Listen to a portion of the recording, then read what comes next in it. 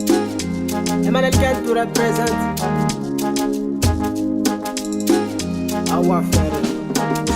Baby tammi fusti nyanga chani tirava kuwa now. Nefa shaki nong amadi kang dina sikazana tau.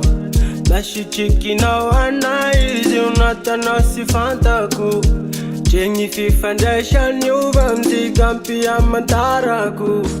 Baby zautia now. Bununga wangaza now. Nefa si sapa now. Biti avakuwa now. Baby zautia now. Bununga wangaza now. Nefa si sapa now. Biti avakuwa now. Babe zautia now. Kanefa shaki now ni alana.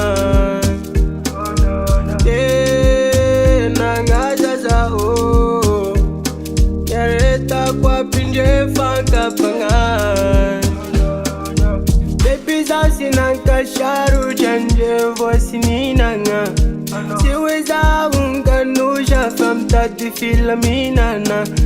Suri lala na sausanzara na Sambulu sapa na Fita vakwa na Baby zautia now. Ununga wangaza now.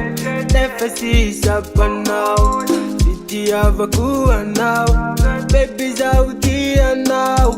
Ununga wangaza now. Nefa si sapa now. Fiti avakuwa now. Babe zautia now.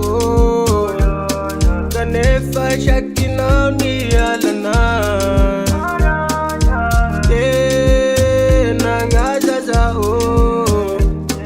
Yareta kwa pinje fanka pangan.